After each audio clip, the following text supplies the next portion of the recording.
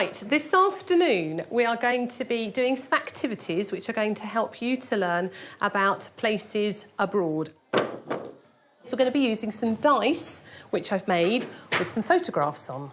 I asked the children to throw the dice, and whichever picture their right thumb is touching is the one that they are to describe to the class. They love the big dice. They think it's very exciting and it's big and they can touch it and hold it and throw it around. I want to model to the children how they are to do their activity when they're in groups, to encourage them to think about questions, the sorts of questions they may ask. Now, to help us do that, because you might not be able to think of some questions, I have made some little question marks. OK. And on the question marks are some question words. The question cards serve as a prompt for the children who find it more difficult to generate their own questions. So if you really can't think of anything, and you can't think of anything to say, and you couldn't think of anything to ask, then you could turn over one of these and read the question word which is on the bottom. Where do you think it is? I think carefully choosing the photographs so that you have a whole range of aspects of that particular country or that particular place should encourage children to think that actually there may be alternative viewpoints to those which they may already have, or those which they have formed just from looking at one of the pictures on the dice. So let's see if we can find out more about that picture. Alexia. I think it's somewhere in Spain or something. Does it look like it was from a long time ago?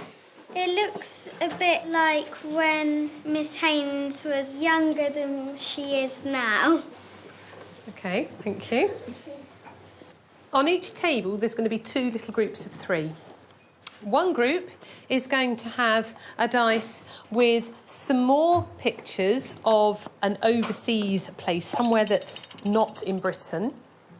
And then the other three children, you're going to have a dice with some pictures taken in Britain. Three, you're going to roll the dice, all right, and you're going to describe the picture. And then after you've done that for a little while, and I've been listening into your really good answers, then you're going to swap dice. I would tend to group the children myself as to ensure that they were mixed ability groups, rather than just friendship groups where the children may be inclined just to sit and have a chat. It's a beach with lots of water and it's got a pier on it, and I think the tide's coming out. When would you go there? In summer. I think there might be some couples who are walking along the beach. I want to try and encourage the children to use the photographic evidence that they've got in front of them to answer the more straightforward questions, but also to begin to understand that there are some aspects of contrasting and overseas localities that you can't find out just from a photograph. It's very foresty and lots of trees around. Yeah. Jungly. Who lives in a house like that? Maybe George of the jungle. Why is there no front drive? Because if it's a poor area, which it might be, then again they might not be able to afford the cars.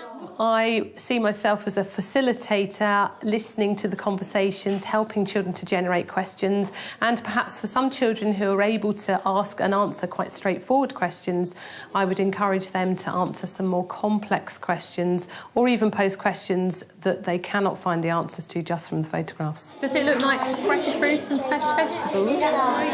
So what is it then? Canned food. Canned food, good girl. So it's canned food. We can't see what's in the cans. And then does that look like the co-op?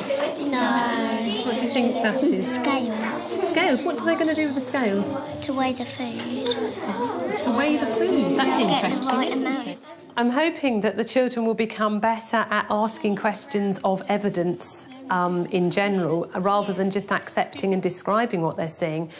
Learning to ask questions and to understand that the answers may not always be what the answers they're expecting. When you look at pictures, there's only so much information you can get from a picture. But what I wanted you to do was to ask those questions.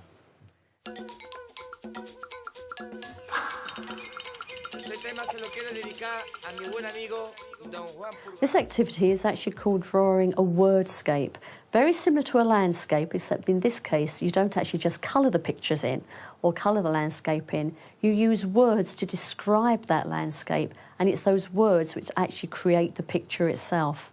think of all the different ways you can describe what you can see in the picture, maybe what you would hear if you were there. What would it feel like to be there? What could you touch when you're there? What might you be able to smell when you're there? And we're going to use all of these words to paint the picture of this place. By actually using this activity, they're actually thinking about how they're going to describe what they can see. And although they quite often think it's just a language activity, it actually goes much, much deeper. So we're going to be drawing just the outline, not all the details, just the outline.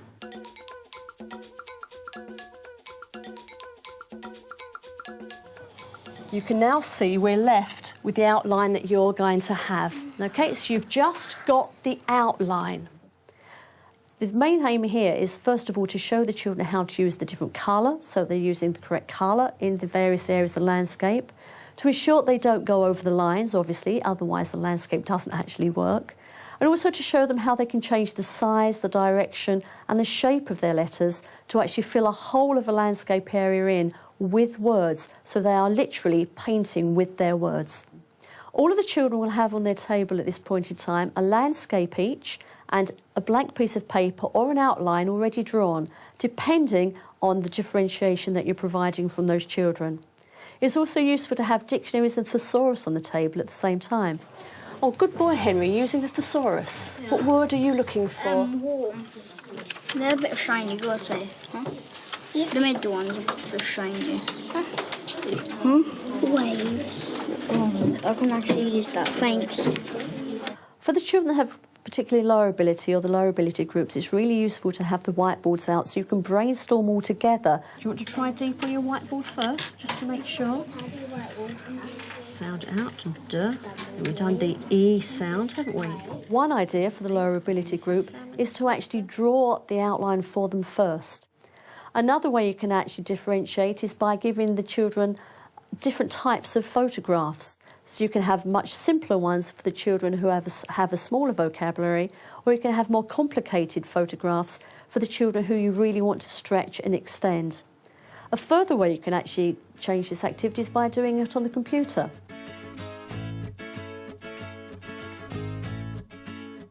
Sometimes when they're just colouring in, they just concentrate on just the colour and the shape. They don't really look at what a place is like. And by using the words and the vocabulary, they do get a much deeper understanding of what a place is like.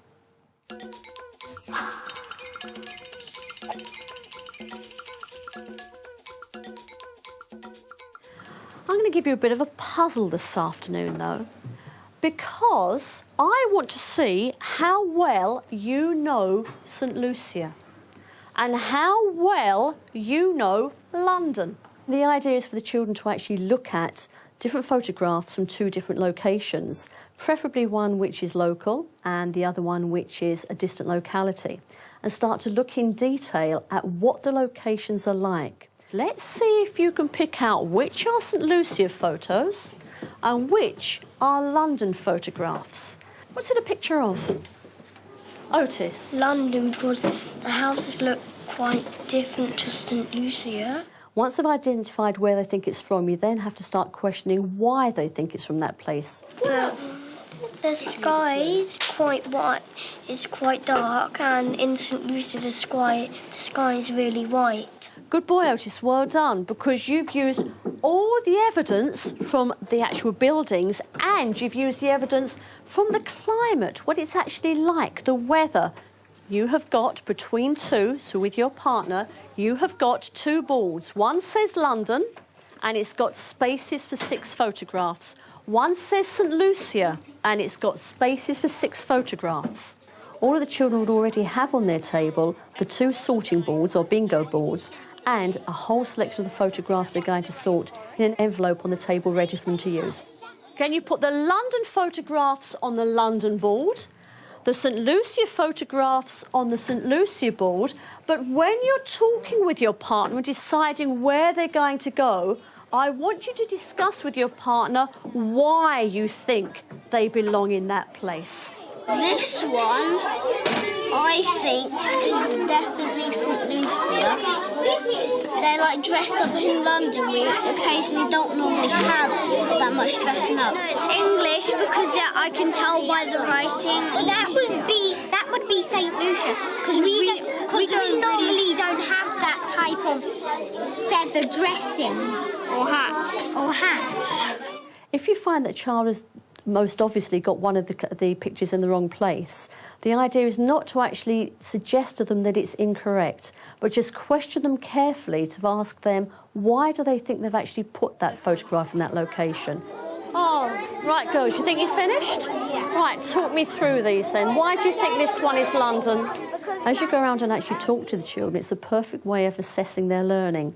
You can actually see just how much understanding they've got of what a place is like. Normally in London there's loads of shops and in St. Lucia there's not as many shops. OK. This activity is really useful if you've got a particularly mixed ability class because it doesn't matter what ability they are, you can just use the same activity. Picture of the person in the headdress. Let's see, where do we think this is? Stephanie, where do you think this one is? In St. Lucia. Why do you think that's St. Lucia? Because it's more of like a parade-ish thing, and then in London they wouldn't really have much shiny things. It's always nice to ask the whole class whether they agree or disagree.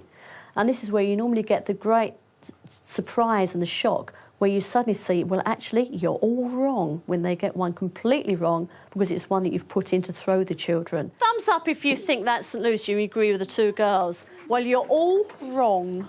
That's London. That's the Notting Hill Carnival that takes place every year in August. Let's see, where do we think this one is? I think it's in London because it's busy and it's got lots of shops which are normally, they have lots of customers. I think it's London because it's very posh and lit up. Very posh and lit up, OK. And in St. Lucia, they don't really have lit up shops with lights. It's particularly useful if, for example, you're looking at India, some of the African countries, where through the media in general, we can sometimes get a very skewed opinion and picture of what these countries are like. Thumbs up if you agree with these two boys. Brilliant. I've tricked you again.